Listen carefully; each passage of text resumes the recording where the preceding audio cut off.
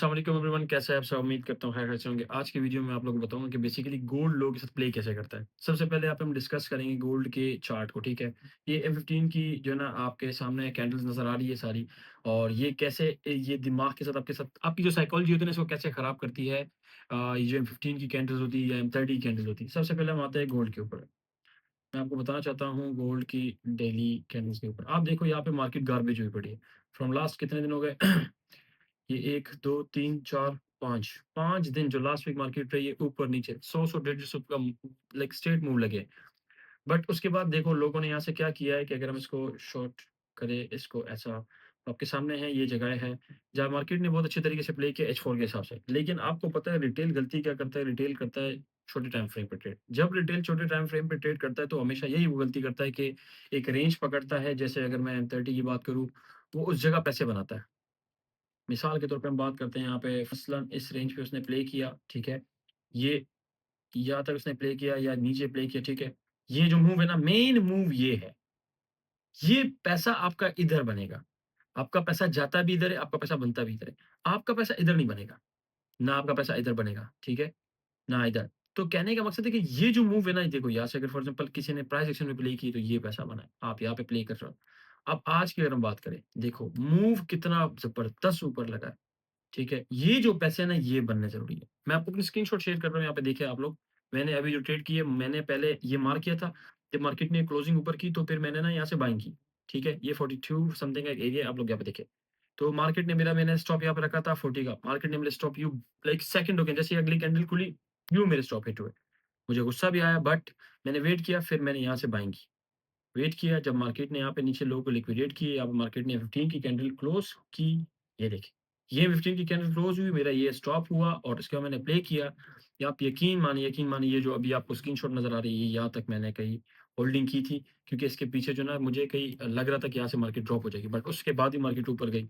तो ये है सारा सीन। अब रिटेल जब तक जो है ना एक सब एक बात आपको और बताऊँ, जब अब आजकल आपको पता है कि अगर हम पहले ज़माने की बात करें तो लोग जब ट्रेड करते थे ना तो वो कॉल पे ट्रेड करते थे कि हाँ, मेरी गोल्ड की बाय की पोज़ीशन डाल दो, इतने स्टैंडर्ड की डाल दो, ये कर दो, वो कर दो। लेकिन आजकल आपको पता है बच्चे के पास फ़ोन है, तो उस फ़ोन के अंदर आपके पास एमटी5 या सी ट्रेड या कोई भी प्लेटफ़ॉर्म आप यूज़ कर रहे हो। उसके अंदर आप विथिन सेकंडों के अंदर आप ट्रेड बाय सेल। जितनी आप ज़्यादा ट्रेड करते हो उतनी आपकी साइकोलॉजी डिस्टर्ब होती है, उतना आप पैसे को चेज़ करते हो और उसी की वज़ह से फिर आप लॉस करते हो।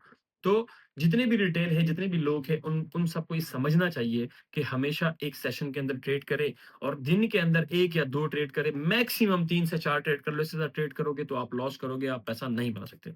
और हमेशा जो पैसा है ना वो इस रेंज के बाद बनता है। तो जब ये मार्केट रेंज हो वेट किया करें, ये मार्केट रेंज कब होती है? ये मार्केट रेंज होती है फॉर एग्ज़ाम्पल आपका वो लंदन और न्यूयॉर्क के बीच में जो टाइमिंग होती है वहाँ पे मार्केट रेंज होती है, या रात को और सुबह की जो टाइम होती है रेंज होती है। आजकल जो ट्रम्प और चाइना की सीन है उससे हट के मैं बात कर रहा हूँ, अगर नॉर्मली हम बात करें। और दूसरा अगर जहाँ पे भी आप बात करो फॉर एग्ज़ाम्पल इस जगह की बात करते हो, आप ये देख लो रेंज है, उसके बाद ये मूव लगा है पूरा स्ट्रेट आपके सामने, ठीक है? उसके बाद आप इस रेंज को देख लो, ये एक रेंज है, ठीक है?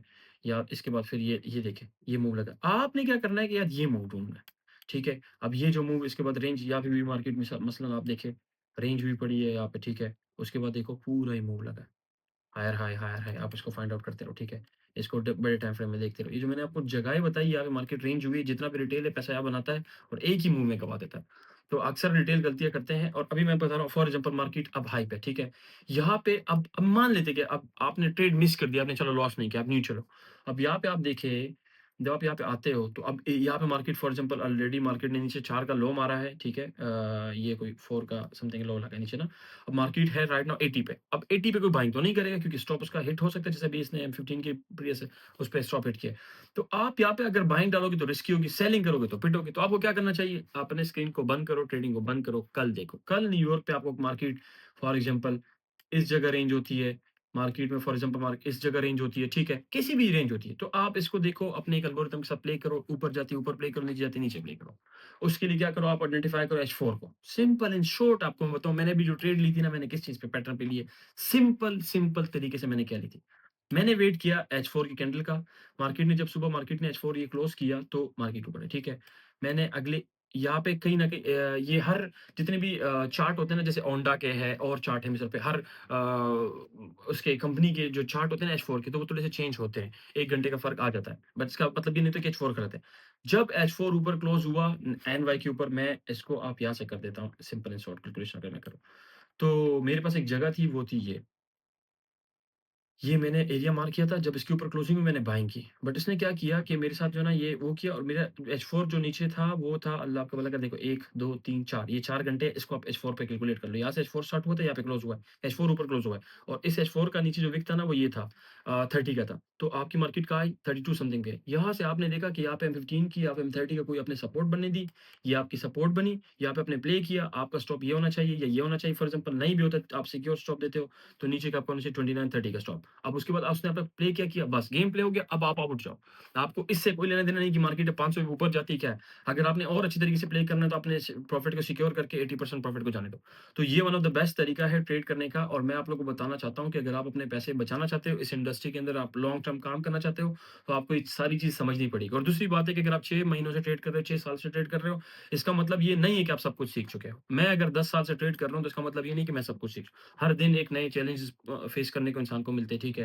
वो आपकी साइकोलॉजी के हो सकते हैं, वो आपके पर्सनल लाइफ के अंदर कोई टेंशन हो सकती है, जो आपके ट्रेडिंग को डिस्टर्ब कर सकती है। तो ये सारी चीज़ें आपको हर दिन एक नया सबक सीखने को मिलता है, और ये है आज की वीडियो, और मैं उम्मीद करता हूँ कि कुछ ना कुछ आपको सीखने को मिला होगा। So guys, wish you all the best. मैं मिलता हूँ आपसे नेक्स्ट वीडियो में। अब तक के लिए इतना ही। Thank you so much. अल्लाह हाफ़िज़, ख़्याल रखिए, और हमारे इस वीडियो को लाइक करें, सब्सक्राइब करें for more videos. Thank you.